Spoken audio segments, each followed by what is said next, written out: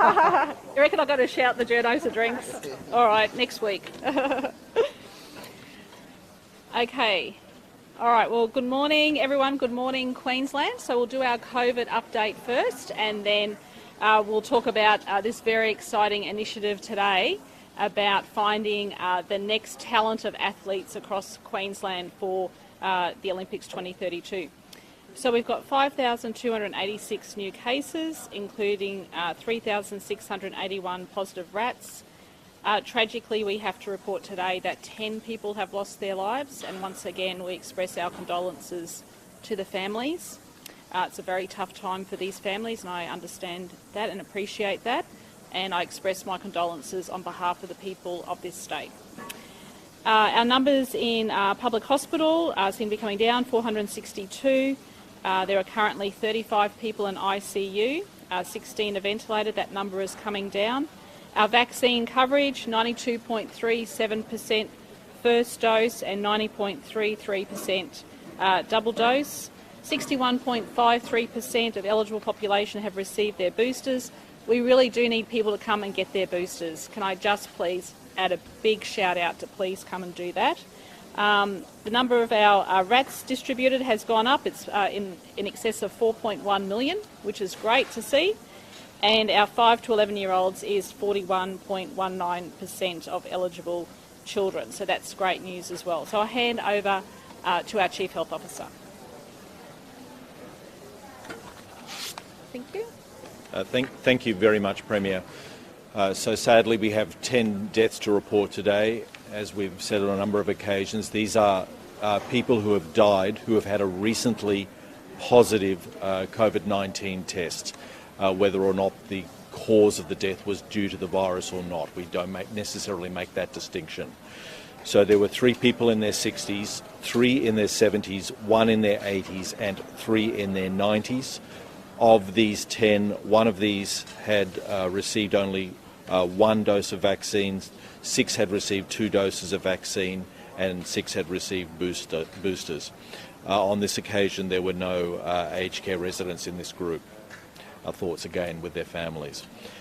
The situation in hospitals continues to improve. We've fallen to 462 people in our public hospitals from 484 yesterday, and we would expect that to continue to fall as the week progresses. The numbers of patients in intensive care units have also falling.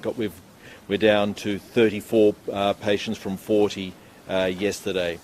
16 of the intensive care patients are currently ventilated, and as I've said previously, the patient falls in the number of patients in intensive care is often the last thing that occurs in terms of the hospitals. In our private hospitals, we have 29 patients with COVID. That's down from 30 yesterday. There's been a slight increase in the number of positive cases in school children. We're reporting 1,587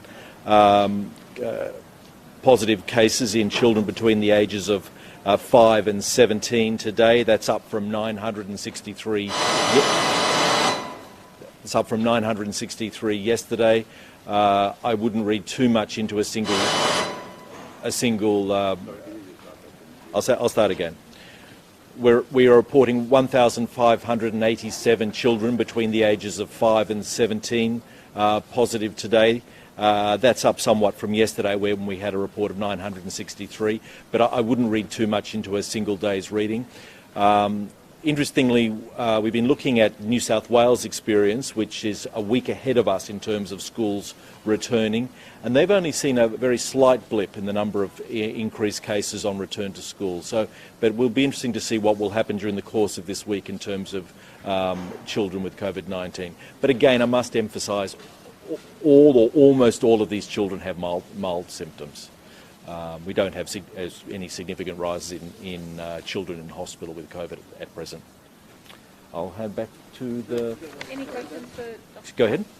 That's a little bit of a spike in the Yep. overall number of cases. Is that to be expected given Sunday's... Yes, it probably is. It probably just in terms of the number of tests that were performed fewer tests performed on a Sunday. Again, I wouldn't read too much into that either. I think we need to see trends, not individual days. It's sort of better to look at like a 7-day rolling average, and numbers are clearly coming down, very confidently coming down. With the daily press conference, is it a certain number you think we'll reach whereby we no longer need to happen, or is it a time? What are you aiming for? I guess it's probably not your decision as to daily press conference, but what do you think is the metric that we should be measuring to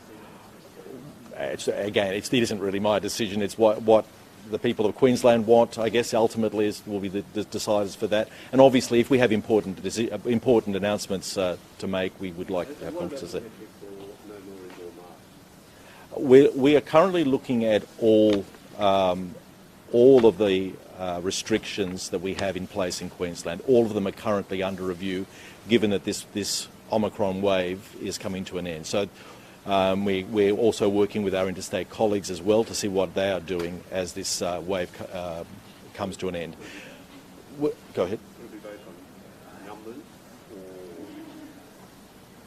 We've always said we'd have a look. We've always said we'd have a look at these measures at the end of this month, and we're sort of halfway through February now. So towards the end of this month, we'll be looking at them, and then we'll make a call then, and also see what other states are doing as well. We'll look at it. We're looking at everything. Absolutely. So if we, I mean, this is again, we're getting speculative here. If some of these restrictions were to be withdrawn, if they were, such as masks, then that would be purely on the understanding that if there was a resurgence of infection, then masks would be reintroduced, say, if that would happen in the winter. But again, this is speculative, so I don't want to go too much into that. But that would always be the understanding. masks and vaccine mandate? Would they likely come off together, or would this stage? Let's see what happens. We're reviewing all of this at the moment. I think we probably shouldn't speculate further. When do you expect a decision on that? Say again, sorry? Because the government's been reviewing it all the time. When do you expect a decision on this? As I said, towards the end of this month. We're looking at it now. Any decision will be as we go towards the end of February, which is when we expect the wave to effectively come to an end. Now we'll still see cases. The virus isn't going to go away. We're still going to see transmission of the virus heading into winter, but clearly the numbers are continuing to fall. Rats being provided to schools. Is there any talk to extend it out to childcare centres also? This is not something we've considered at present. I mean, this is something we can meet with the sector if this is an issue. I know there have been some discussion about this in the sector, but it's not something we've looked at until now. No. It's just not something we've actually been considered or asked about. So I don't want to speculate. If the sector did come to you and say, we think that there more so to the staff than the kids themselves. No. I need time to think about this and discuss it with them. We just have not considered this or discussed this. Dr. Gerard, childcare venues had to close rooms or hold sessions due to the Omicron surge. Yeah. They're wanting to be declared as like critically essential. Yeah. Would you consider making that? I mean, it is a fine balance. When we talk about critically essential workers, we're talking about people who will be allowed to go back to work if they've been close contact. But we're happy to discuss this with the sector. Thank you. Can I just ask a question? I'm sorry. Yes, on that question. The sector is distributing rats to schools. Yes. Why not childcare? As I said, and as Dr. Gerard said, we're happy to talk to the sector about that. Minister Grace can organise that, and as we do all the time, we do consultations. So, if there is a desperate need, I'm quite sure that we can put additional rats out there. Okay. Thank you very much. Thank you. So, in relation to that question about daily press conferences, I think the public still want to know how we're going with this wave. So at least until the end of this month, just to give reassurance to Queenslanders that we have come off this peak. So that would be our intention as a government, and also with the reviewing of restrictions. And then after that, it would be as needed or as required. So we do want to keep the public informed. I think they want to be kept informed as well. From my conversations I have, it is still a topic of concern out there in the community, and we will be keeping Queenslanders up to date. On the mandate for mask issue, at the Yeah. end of the month, will you also be able to give some sort of clarity on another month, or is it just going to be a rolling review? Yeah, look, definitely. We always review our any restrictions at the end of each month. And as Dr. Gerard said, we'll be coming into winter. But Queenslanders have done a terrific job, and you've seen some of those stats that have been released. It has been a lot better than we were anticipating, and let me say, not as many sleepless nights as was during the start of this wave when we saw the expectation of those really high numbers. So coming off the wave is absolutely good news, and the numbers coming down in our public hospitals and also in ICU is also encouraging news, and the fact that we haven't seen a really large escalation of children in primary schools. So at the end of the month, people say we need 1 more month. Oh, look, we'll make an announcement at the end of the month, as Dr. Gerard said, that these restrictions are being reviewed. We'll take his advice. Government always listens to the health advice and see what he has to say too. Yeah. All right, we'll move on now to the Getting You for 2032, and this is a great opportunity for our sports-minded young athletes out there in Queensland. We are launching the largest ever talent search that this state has ever seen. Getting the Olympics is something everyone should be absolutely proud of, and I know they are. I've recently seen I've seen an image of someone actually having an Olympic flag in their front yard. I've heard reports of people going to auctions being told your investment is safe in Queensland because of the 2032 Olympics. I've seen young children say to me that they are so excited that they're going to be able to see an Olympics in their hometown and in their home state. So this talent search begins now. We'll be out there searching for the best and brightest, the fittest, those athletes that can train here and be our future Olympians in Queensland. We have a secret weapon, and that is this talent lab here. But we also have another secret weapon, and that is Chelsea, who has come from London to Brisbane, bringing her expertise to Queensland. And as she said, this is a Queensland first, it's an Australian first, and it's a world first. And Queensland has hit the ground running. What we're doing here is really a 10-year training camp. We want to see people go from the playground to the podium. This is the biggest search that this state will ever see. I remember hearing the story about young Ash Barty. Ash was quite young, and her parents took her to Jimmy Joyce, the coach at the Richlands Tennis Centre. And she was a bit young at the time, but Jimmy let her have a hit, and he identified talent right there on the spot. And look where Ash is today. I honestly believe that we have such talent out there in Queensland, and by conducting this search, people will be able to sign up for an expression of interest and come to different centres across the state where we will identify the first 50,000, and then we'll work through it. But I just want to say to Queenslanders, I am so proud of what we have here in our own backyard. This centre here is extraordinary.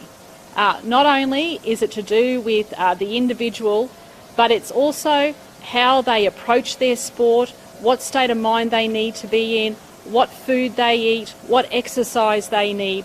It is a whole approach to the athlete and the individual. And honestly, there is so much talent out there, we want to get underway as quickly as possible. So we're leaving no stone unturned. We want you. We want you for 2032. So if you're interested, make sure you listen to all the media outlets, social media, and if you're a parent out there thinking that your son or daughter is the next Olympian, please bring them for this expression of interest that'll be starting in April. So I'll hand over to the Minister and then to Chelsea, and then we're happy to take a few questions.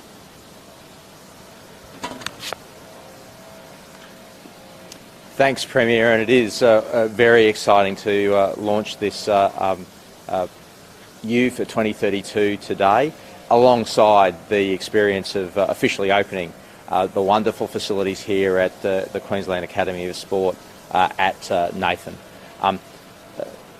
This opportunity demonstrates our commitment to not only making the 2032 Olympic and Paralympic Games a winner for Queensland economically and socially and culturally, but to make sure that we have the best opportunity for Queenslanders to be the winners on the day in the Olympic and Paralympic Games in 2032.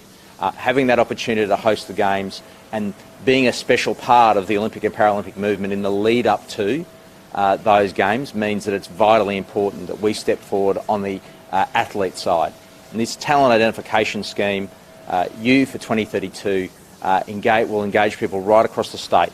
And while we've got an amazing set of talent identification and pathway systems right now, and it's proven by our success at Tokyo, our success in Beijing at the moment, it can be taken further and make sure we reach out to every corner of the state.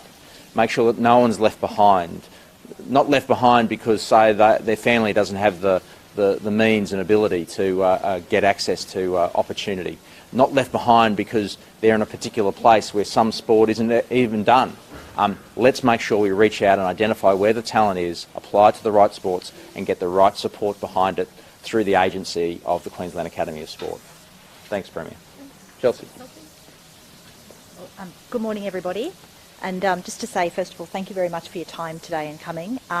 We have an incredible opportunity, having been awarded the 2032 Home Games, to do something imaginable.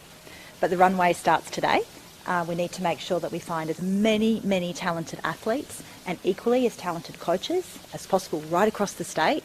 And most of all, just give them an opportunity to see how good they could be in the future. So we look forward to working with all of our partners that are going to help us do that, including the media that are here today, because you play a big role in helping us launch on the 12th of April and reaching as far and wide across the state to amplify the story. But also just to say a very big thank you to our Premier and our Minister, because we are out the gates early into 2032, which means we're going to have a great runway of getting us on a platform for success in less than 10 years to go. Thank you.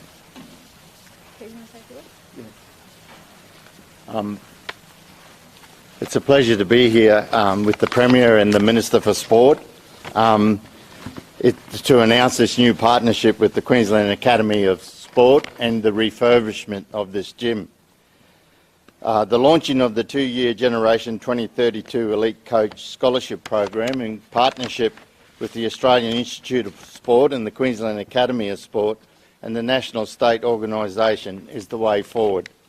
We all enjoyed the amazing, inspiring results from Tokyo 2020, and with the announcement of Brisbane 2032 Home Games, it's important we continue to accelerate the performance of our athletes to ensure they're best prepared for world-class performance. And I'm very lucky that this gym and sporting facilities in my electorate of Toohey.